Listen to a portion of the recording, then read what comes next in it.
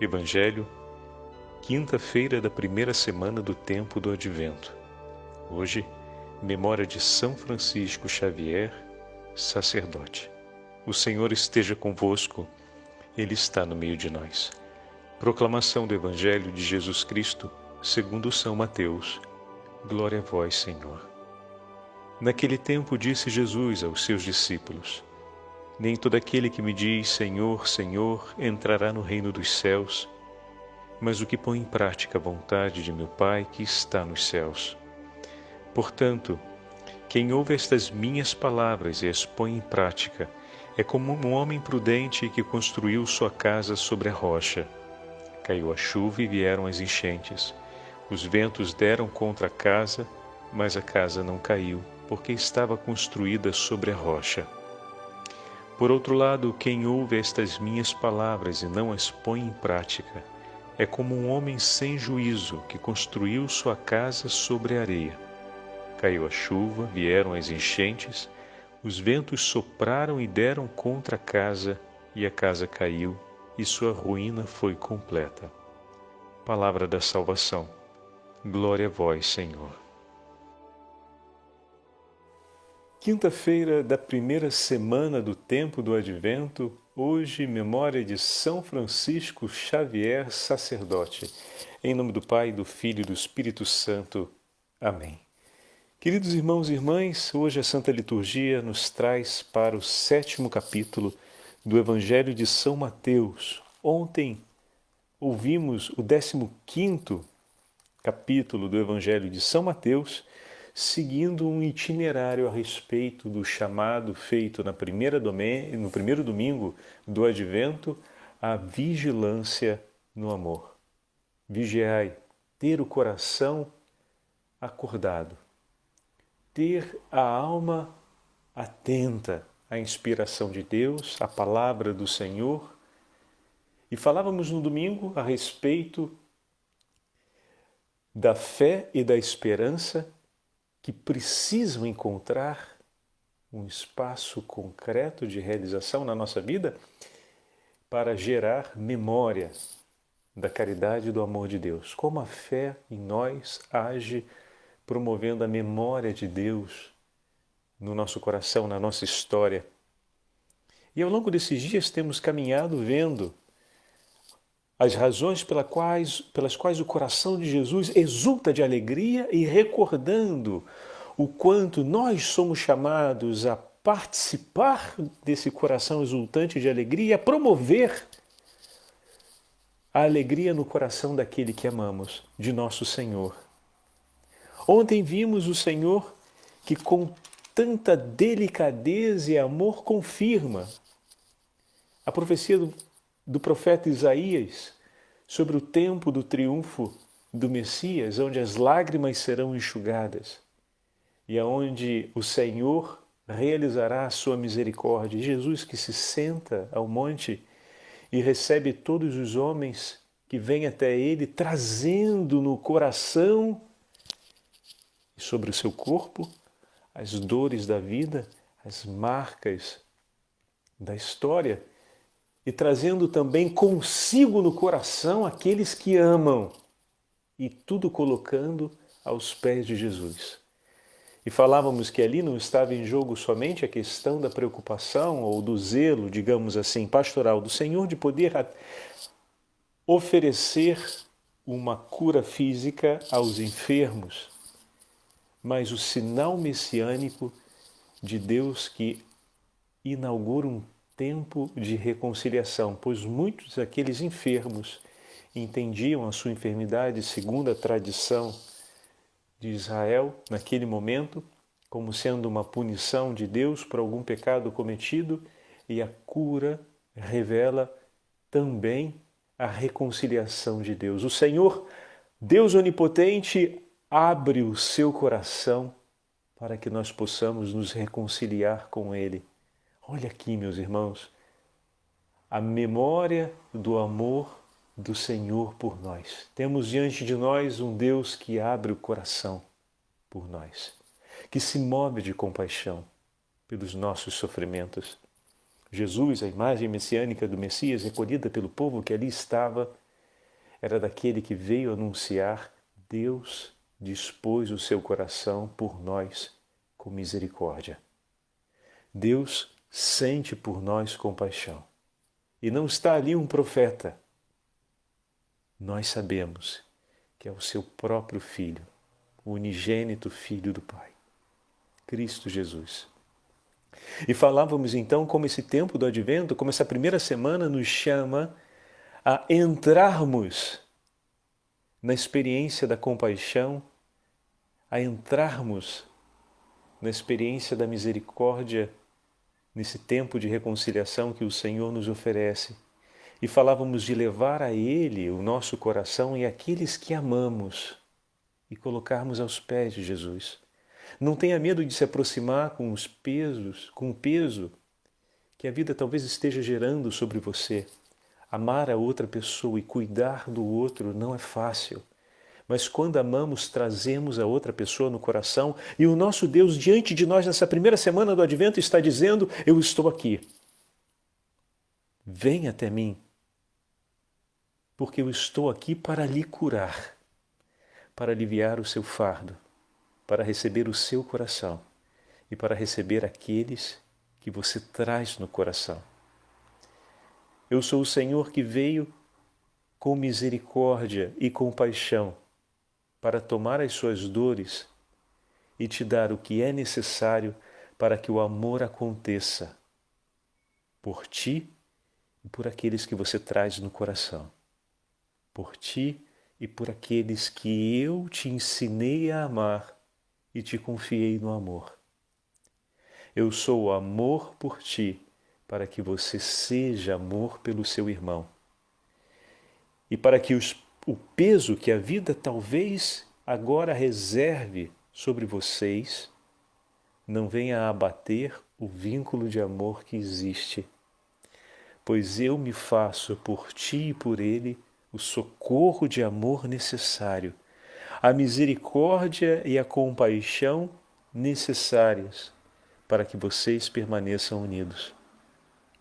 Vinde a mim e portai consigo no seu coração aqueles que você ama. E ainda que esteja pesado viver o vínculo desse amor, vinde a mim, pois estou aqui para curar a todos. Meus irmãos e minhas irmãs, que convite maravilhoso que ontem ouvimos juntos. Como o itinerário dessa primeira semana do Advento é um itinerário forte e significativo de um Deus que nos chama para estar com Ele. E hoje, passando ao 7º capítulo do Evangelho de São Mateus, estamos vendo o Senhor nos falar sobre o vínculo da fé. Diante de um testemunho como esse do 15º capítulo, eu e vocês hoje, nessa quinta-feira, somos chamados a renovar a nossa fé. Somos chamados a renovar o fundamento da nossa casa, dessa casa edificada pelo Senhor. Voltando ainda sobre a segunda parte do Evangelho de ontem, por 3 dias a multidão seguia Jesus. Veja, meus irmãos, como o Senhor dedica tempo e amor por todas aquelas pessoas. Jesus não faz com pressa. O amor não... Quando nós amamos, melhor dizendo, né, o amor ele impõe uma pressa, sim. A pressa para que ele aconteça. Mas o acontecimento do amor supõe tempo, supõe experiência, ou seja, supõe divisão de vida. O que isso significa, padre? Significa que toda aquela multidão ali sentia a necessidade de estar com Jesus, de poder falar com Ele. E Jesus devotava por cada um o tempo necessário para que pudessem não apenas falar de suas dores, mas serem acolhidos em seus sentimentos e tocarem também os sentimentos do Senhor por ele. Vejam a delicadeza do Senhor que sente compaixão e se antecipa na preocupação por aquela multidão que há 3 dias está com ele, sem comer direito e sem descansar. Então a delicadeza do coração de Jesus, que pensa na frente a necessidade deles, como não seria delicado e não seria atento na entrega do tempo e dos seus sentimentos quando estivesse frente a frente com cada um deles? Estão entendendo? O amor se testemunha na entrega da vida, na forma como escolhemos usar o nosso tempo e colocar o nosso coração aberto para o outro. É ali que se estabelece um vínculo de vida. É ali que se celebra o amor como testemunho evangélico. A forma como coloco o meu coração aberto diante de ti e como escolho oferecer o meu tempo e a minha vida por você. Qual era a grande marca desse acontecimento? O fato de que cada um, quando chegava diante do Senhor e ou pela imposição de mãos ou pela palavra de Jesus, ficava curado, não ia embora, queria permanecer ali e se alegrava e cantava glórias e rendia graças a Deus pelo outro, pelo outro, pelo outro, pelo outro que passava. O Senhor, a cada pessoa que eu via sendo curada pelo Senhor, e a forma como Jesus cuidava de cada uma das pessoas que estavam sendo curadas por Ele, preparava e enchia o meu coração de alegria para esperar o meu momento de estar com Ele. O acontecimento na vida do outro, recolhido pelos meus olhos e recolhido ali pela minha experiência de vida, pois estou presente vendo e acompanhando aquilo. Então, o acontecimento de Cristo na vida do outro edifica em mim uma grande esperança e sedimenta no meu coração o anseio por também ir até Jesus. Não só com a minha necessidade real e imediata de ser assistido por Ele, mas agora eu estou me carregando também, ou seja, estou recolhendo também o anseio de participar daquela felicidade que eu estou vendo, de receber não apenas a resposta para a minha necessidade, mas também do amor, do carinho que o Senhor tem e dispõe por cada um. O meu coração recolhe novas inspirações, novas luzes, novas respostas para necessidades antigas. Mais do que ser curado, eu preciso ser amado. Mais do que ser curado e encontrar descanso, eu preciso receber vida. E ali eu estou recolhendo esse testemunho de vida, chorando junto com aqueles que choram, alegres por terem sido alcançados por Jesus, me maravilhando com as palavras e o sorriso de Jesus que era para aquele que estava diante dele, se torna um sorriso que ilumina a minha vida, pois eu estou recolhendo não apenas simpatia sobre o olhar e o sorriso de Jesus, mas estou recolhendo ali a vida que está sendo entregue por aquele meu irmão. Pois a vida, quando é oferecida, ela se multiplica. Como é importante acompanharmos, enquanto comunidade, o agir de Deus no meio de nós. Como é importante, como já falamos anteriormente, dividir entre nós não apenas a memória dos acontecimentos de Deus, mas falar e dividir a palavra de Deus, as experiências sacramentais. O quanto esse advento nos chama, e ontem isso foi tão forte para nós, ao sacramento da reconciliação e à mesa da Eucaristia. Esses dois grandes memoriais do Senhor que se entrega por nós e da sua misericórdia que nos cura, do coração compassivo e amoroso. O quanto esses dois sacramentos juntos nos fazem participar da misericórdia e tocar o coração misericordioso do Senhor que se abre por nós. E ao mesmo tempo, ao recebermos a Eucaristia, vemos esse coração que se deixa tocar exultar de alegria.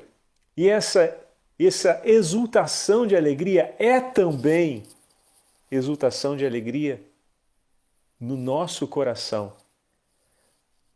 pois o nosso coração foi alcançado por uma vida que o tornou pleno, por uma vida que é eterna.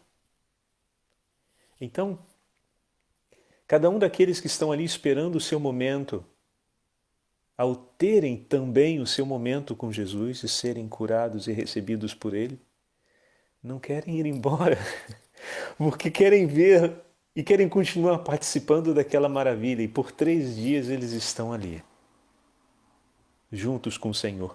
Como o tempo passa rápido quando nós estamos vivendo uma experiência apaixonada de amor e dividindo a vida com aqueles que amamos.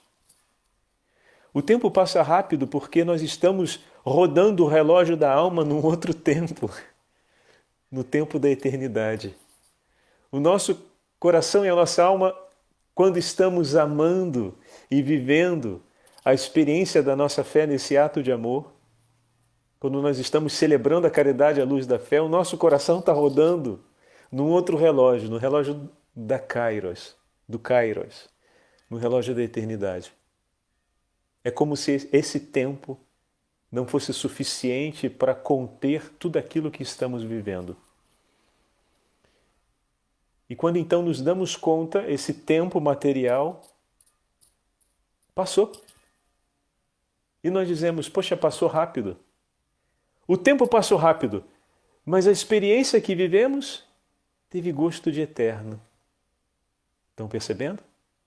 Estamos com os pés aqui, mas com o coração rodando, com a alma rodando, em uma sintonia totalmente diferente da sintonia desse tempo. Na sintonia com as coisas eternas. E o quanto é fundamental estarmos em sintonia com Deus, vamos usar assim uma expressão moderna, para vivermos esse tempo de agora. E aqui pegamos mais uma vez o início da nossa semana, que é a proposta do Advento para essa primeira semana. Caminhar nos tempos, nas angústias desse momento, vigilantes, ou seja, recordando, fazendo memória da palavra de Deus que nos sustenta, renovando a nossa fé. Se caminhamos nesse tempo com as preocupações desse tempo, nos tornaremos sonolentos e perderemos o ânimo. Mas se caminhamos nesse tempo com o nosso coração que renova a fé, que faz memória do amor de Deus entre nós, da caridade do Senhor entre nós, que proclama uma esperança que vai para além das conquistas desse tempo, pronto, caminhamos acordados. Mantemos a vigilância de um coração atento e de um coração que espera realmente o seu Senhor. E hoje o Evangelho nos traz esse chamado junto com a memória de São Francisco Xavier. Diz o Senhor, assim todo aquele que ouve minhas palavras e as põe em prática será comparado a um homem sensato que construiu sua casa sobre a rocha. Como o fundamento, como a fé tem um valor de fundamento sobre a nossa caminhada nesse tempo, como estamos partilhando hoje nessa meditação. A proposta dessa quinta-feira é esse grande chamado ao vigor da fé. Eu gostaria de dividir com vocês um comentário do beato Columba Marmion, abade cisterciense. Vocês veem que o padre muitas vezes pega os textos dele, recomendo de maneira especial aos sacerdotes e aos nossos seminaristas de lerem os escritos de Garrigou Lagrange e do beato Columba Marmion, que falam sobre a vida espiritual, pois ali os elementos centrais e balizadores da nossa identidade sacerdotal são claríssimos. E essa identidade consolidada de maneira estável dá ao sacerdote um vigor justo para que ele faça da sua vida uma entrega de amor, um verdadeiro martírio pela salvação das almas. Você, meu irmão seminarista e sacerdote, merece e precisa ter contato com esses escritos que ajudarão a edificar de maneira consciente e firme a identidade sacerdotal. Nos coloca com os pés sobre os trilhos justos, para que possamos viver a nossa identidade sacerdotal. Hoje trago para vocês um trecho da obra do beato Columba Marmion, falando sobre a fé viva. Ele escreve assim para a gente: a fé é uma virtude fundamental na vida do cristão. A fé é, em nós, o começo, o fundamento e a raiz de nossa vida de filhos de Deus. Se a fé é necessária para despertar a vida sobrenatural, também é necessária para garantir o crescimento e o desenvolvimento dessa mesma vida. A fé é verdadeiramente o fundamento e a raiz da vida interior do homem e o ilumina para caminhar sobre essa vida temporal. Qual é a razão de ser das fundações num edifício, por exemplo? Para além de permitir dar início à construção, as fundações de um edifício são também a base da qual ele depende, a cada momento. A estabilidade, o equilíbrio e a própria duração do edifício de pé, como construção, depende da sua fundação. O mesmo acontece com a fé em relação a toda a vida cristã. Só uma sólida base de crenças reforça a esperança, dá força à caridade e permite que a oração suba até Deus e a perseverança de vida aconteça. Tanto no momento da prova como no curso da existência normal, é da fé que nos vem o apoio constante e dela que recebemos as mais eficazes motivações para a ação. E é verdade, como temos falado e como temos tratado ao longo das nossas meditações, isso me faz um bem tão grande como sacerdote poder dividir com vocês essa meditação cotidiana, porque me convenço sempre mais como a experiência de fé ela é decisiva para vivermos bem. Como é possível viver bem sem uma experiência de fé? Cada vez eu me convenço que não é possível. Não é possível. Como a experiência de fé ilumina desde o mais simples discernimento para o agir cotidiano nosso, né? Até o discernimento mais elaborado e profundo sobre o fim último da nossa vocação e sobre os grandes atos de amor e de sacrifício que fazem parte da experiência cristã. Como é importante meditarmos a palavra de Deus e meditarmos os mistérios da ação de Deus na nossa vida, vivermos os sacramentos, cultivarmos a oração cotidiana e a memória do amor misericordioso de Deus por nós, realizado na nossa vida e na nossa história, né? A famosa anamnese da ação e da obra da misericórdia de Deus na nossa história, como é fundamental para sermos homens e mulheres de vigor, com uma vida interior vigorosa e capazes de responder ao tempo presente, à vida que temos diante de nós. É uma grande verdade. E o beato Columba Marmion, com esse breve texto, nos ajuda a entender bem isso. Continua ele fazendo a conclusão do texto. Era por isso que São Paulo pedia aos colossenses que permanecessem fundados na fé. Tal é a importância primordial das certezas da fé, cuja influência nunca deixa de se exercer sobre o homem em todos os momentos de sua vida. Olha aí. Tais certezas enobrecem a existência e fortificam a alma. É verdade, meus irmãos. Falamos em vários momentos como a fé ilumina as virtudes humanas e eleva as virtudes humanas à excelência de virtudes sobrenaturais. Ou seja, como um ato de altruísmo vivido à luz da fé vai para além do nível de altruísmo e se torna progressivamente na expressão de uma caridade autêntica, de uma caridade segundo a inspiração divina. Continuando, tais certezas enobrecem a existência e fortificam a alma. Graças a elas, o crente reage ao embate das potências do mal sem mais duvidar da vitória que vem do Senhor. São Paulo resumiu toda esta doutrina, que lhe era muito cara, numa fórmula breve: o justo vive da fé. Recordemos o seu caráter eminentemente prático, pois quanto mais firme for a nossa fé, mais a nossa vida será regenerada e, através dela, reforçar-se-ão os laços da nossa adoção divina. Fantástico! Como é importante! E hoje todo o Evangelho nos fala sobre a sensatez e a insensatez. Não basta dizer Senhor, Senhor. Todo aquele que guarda a minha palavra é aquele que permanece comigo. A casa consolidada sobre a rocha é o homem que edifica a sua vida à luz da fé.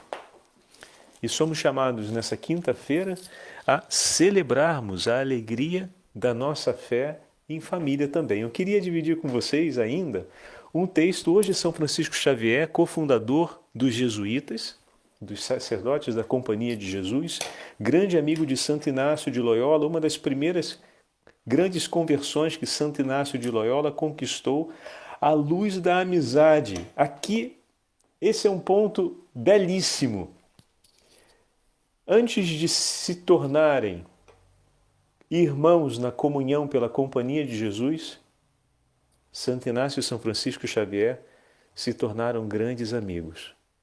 Como uma amizade iluminada pela fé pode transformar a vida do outro.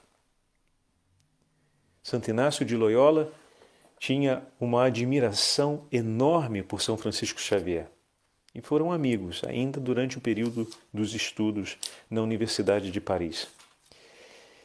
E Santo Inácio sempre ajudou São Francisco Xavier, à luz da amizade, a perceber o que Cristo propunha para a sua vida.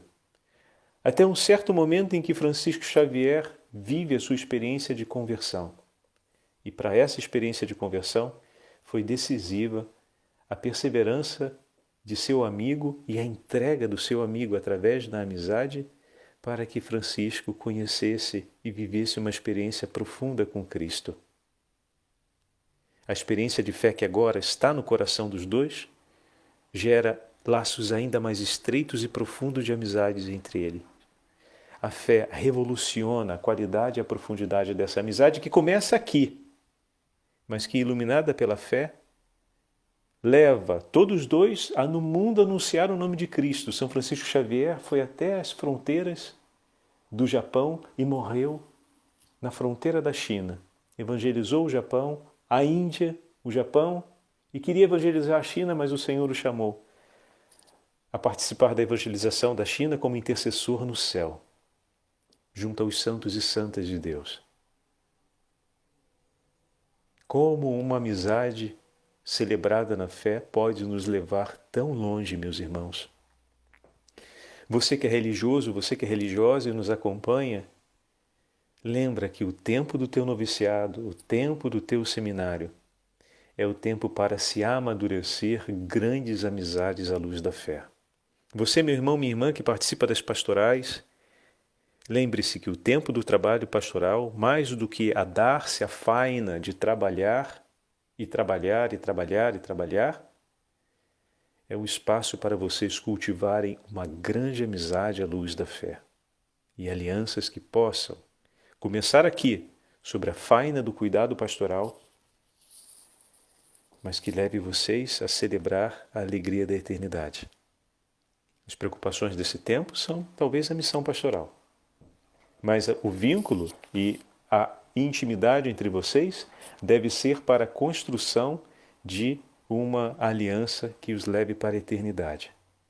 Então peçamos hoje de maneira especial a intercessão de São Francisco Xavier e de todos os sacerdotes da Companhia de Jesus para que possamos perseverar no amor a Deus e para que possamos viver vínculos de amizade seja em família, seja no seminário, seja nas nossas casas religiosas, que a luz da fé nos ajude a caminhar juntos para o céu. O texto da Liturgia das Horas, hoje de São Francisco Xavier, que eu recomendo a todos a leitura, que é muito delicado, fala da primeira experiência dele ao chegar nas terras indianas, na região de Goa. São Francisco Xavier escreve para Santo Inácio dizendo algumas coisas belíssimas. A primeira é que as crianças são muito inteligentes e desejosas de saber as coisas a respeito de Deus. Olha aí, que temos falado tanto sobre isso, e que não deixavam ele sossegar, nem dormir, nem comer direito, sem que antes ensinasse eles a rezar, a falar com Deus. E ele começa ensinando o sinal da cruz, depois ensina para eles o credo, o Pai Nosso, a oração da Ave Maria, e as crianças o acompanhavam, a ele e aos outros missionários, com grande ternura e amor. O coração dos nossos pequeninos é desejoso da experiência de Deus, e eles conseguem ler nas entrelinhas do amor e do afeto a presença do Eterno. Com grande carinho e estima, ele dedicava seu tempo, sua paciência e seus esforços no cuidado com as crianças. E ele então percebe e escreve a Santo Inácio dizendo: pude entender que será através do coração desses pequeninos que conquistaremos mais corações para Cristo. Bendito seja Deus, se o Senhor, pelo coração de seu filho e sua filha, tem conquistado você e trazido você para mais perto dele na igreja. Ele quer salvar toda a sua família e quer preparar o teu coração como pai e mãe para ser um coração de amor e de fé, não apenas para os pequenos de sua casa, mas para tantos outros corações com quem ele quer dividir uma grande experiência do seu amor, que é misericordioso e compassivo. O Senhor esteja convosco, Ele está no meio de nós. Pela intercessão de São Francisco Xavier, de todos os santos da Companhia de Jesus e da Santíssima Mãe de Deus, abençoe-vos o Deus Todo-Poderoso, Pai, Filho e Espírito Santo. Amém.